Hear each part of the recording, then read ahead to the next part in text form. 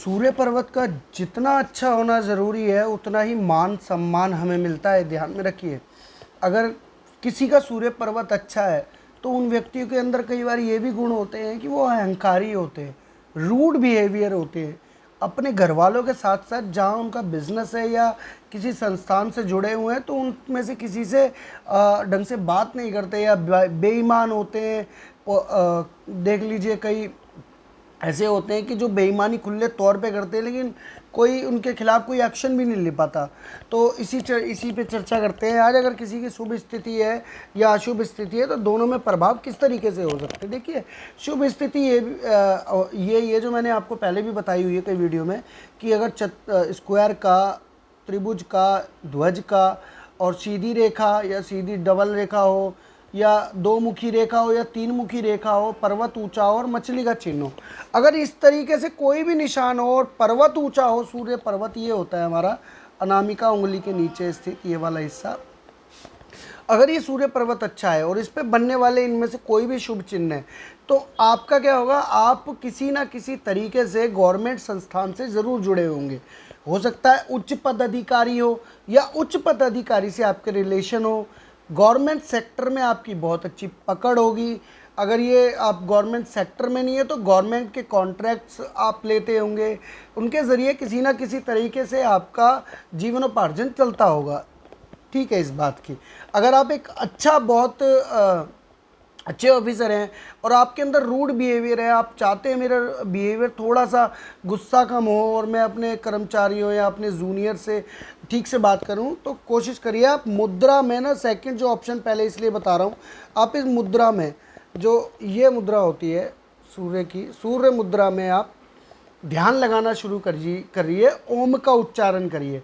इससे आपके मन को एकाग्रता और शांति मिलेगी। आप दूसरों पे गुस्सा करना और आपके अंदर से घमंड की प्रवृत्ति वो थोड़ी कम होगी। अगर कोई व्यक्ति घमंड नहीं भी करता है और ये चिन्ह है और वो चाहता है कि मुझे मान सम्मान मिले जो कि नहीं मिल पा रहा है किसी न किसी वजह से, तो वो माणिक्य धारण करें जो कि उनकी तरक्की में, प्रमोशन में या जिसको नौकरी नहीं मिल रही सरकारी उसमें हेल्प करेगा। आपकी जो समाज में एक इज्जत मान प्रतिष्ठा है उसको भी बरकरार रखेगा। तो आपकी एनर्जी को इन्हेंस करेगा ये बेनिफिट होता है किसी से राय लेके किस तरीके से अभिमंत्रित करना है, उस मणि को धारण करें, माणिक्य को, तो बेनिफिट मिलेगा। और अगर आपको और अच्छे फल लेने तो सूर्य पूजन करें, भगवान सूर्य की आराधना करें। सुबह 8 बजे से पहले जो 1-2 घंटे का टाइम होता है उसी के बीच में भगवान सूर्य को अर्घ्य दीजिए। अर्घ्य देने के बहुत सारे तरीके होते हैं, उसके ऊपर मैं डिटेल में एक वीडियो डालूंगा किस किस चीज़ों से किस किस राशि के हिसाब से अर्घ्य देना चाहिए आपको। और अगर आप अहंकार करते हैं तो मैंने आपको बताया ये सावधानी है, आपको अहंकार और गुस्सा नहीं करना है जिससे आपका सूर्य खराब ना हो। ऑलरेडी अच्छा है तो आपका, और आप सोना धारण करके भी रख सकते हैं, गुरु की मदद ले सकते हैं जिससे कि आपकी जो तेज है आपके प्रभाव में और बलशाली प्रभाव को और बढ़ोतरी मिलेगी। अब बात करते हैं हम अशुभ की। जब सूर्य अशुभ होता है, सूर्य पर्वत नीचे गिरा हुआ हो, उस पर अशुभ चिन्ह हो तो व्यक्ति को मान सम्मान नहीं मिल पाता, अच्छी नौकरी नहीं मिल पाती और एक वो समाज में एक ओहदा नहीं होता, रिस्पेक्ट घर में भी इतनी नहीं मिल पाती। जितना कर लोगे उसके बाद भी कहने को मिलेगा कि आपने हमारे लिए या तुमने हमारे लिए किया ही क्या है ये। और सरकारी ऑफिसरों के थ्रू आपके एलिगेंसन लगते हैं या उनके चालान वगैरह आपके घर फैक्ट्री में आते हैं, आपके पास केस कोर्ट कचहरी के लगते हैं, तो समझिए आपका राहु और शुक्र दोनों ही खराब है। तो सूर्य खराब है। तो सूर्य को ठीक करने के लिए आपको सबसे बड़ा क्या करना है, सबसे पहले तो आप रेगुलरिटी बनाइए कि मुद्रा का ध्यान करना है आपको, सूर्य मुद्रा का। वही अनामिका उंगली को लेकर और अंगूठे को जोड़कर इस तरीके से ओम का उच्चारण करिए रोज़ 5 से 10 मिनट मॉर्निंग में उठकर।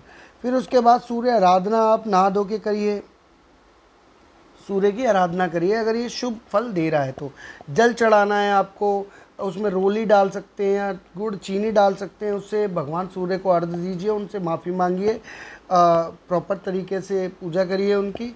और हो सके तो आदित्य हृदय स्त्रोत का पाठ करना शुरू करिए और रेगुलर बेसिस पे रखिए।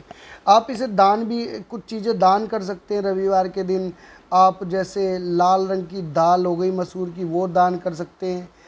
गेहूँ दान कर सकते हैं, गुड़ दान कर सकते हैं। इन चीज़ों का भी दान करके आप मंदिर में दान करिए, किसी ज़रूरतमंद को दान करिए, तो वो सूर्य इसके बुरे प्रभाव दूर होते हैं। अब सरकारी जो संबंध है, सावधानी आपको रखनी है। सरकारी ऑफिसर है, कोई भी हो, चाहे वो आपसे बदतमीजी करता हो, ख़राब बोलता हो, लेकिन आपको व्यवहार ऐसा रखना है बिल्कुल शांत होके कि आप उनका एक समय में दिल जीत लीजिए। मतलब ऐसा कि बिल्कुल शांत स्वभाव रख के सरकारी ऑफिसर से, कोई भी हो, चाहे कूड़ा उठाने वाला क्यों ना हो, उनसे आपको सरकारी संबंध बिल्कुल नहीं बिगाड़ने। सरकारी साथियों से, अपने मित्र हो चाहे कोई भी हो, उनसे अच्छे संबंध बना के रखिए। सूर्य अपने आप आपका अच्छा होने शुरू हो जाएगा। दान के तौर पे आप जानवरों की सेवा कर सकते हैं, जैसे लाल गाय हो गई और बंदर हो गए। इन जानवरों की सेवा करिए, इनको गुड़ खिलाइए, रोटी खिलाइए, गेहूँ खिलाइए, दाल खिलाइए। इससे भी आपका सूर्य मजबूत होता रहेगा। तो आपका जब खराब है सूर्य और अशुभ चिन्ह है, तो समझिए आपको माणिक्य धारण नहीं करना है। माणिक्य धारण तभी करना है जब आपका सूर्य अच्छी स्थिति में हो, चाहे थोड़ी अच्छी स्थिति में हो। थोड़ी भी अच्छी स्थिति में होगा तो वो देखने का आसान तरीका मैंने आपको बताया हुआ है। पर्वत अच्छा होना ज़रूरी है और ये अशुभ चिन्ह ना हो। और पर्वत ऊंचा होगा तो ये चिन्ह ना भी होंगे तब भी आप माणिक्य धारण कर सकते हैं। तो वो आपकी एनर्जी को भी इन्हांस करेगा और आपको पॉजिटिव वाइब्स देगा, आपकी एनर्जी को बढ़ाएगा। आपको अशुभ स्थिति में इन चीज़ों का ध्यान रखना है। तो ये कुछ जानकारी थी जो सूर्य पर्वत से रिलेटेड, उसके सिम्टम्स थे शुभ और अशुभ, और इसी से रिलेटेड उसके उपाय, सावधानियाँ, और अशुभ के उपाय सावधानियाँ दोनों अपनाएं आप। और ध्यान रखिए कि कोई भी किसी भी, खासकर दोनों स्थिति में, शुभ अशुभ में, सरकारी ऑफिसर से आप गलत व्यवहार ना करें। इसका आपको सावधानी पूर्वक ध्यान रखना है बिल्कुल।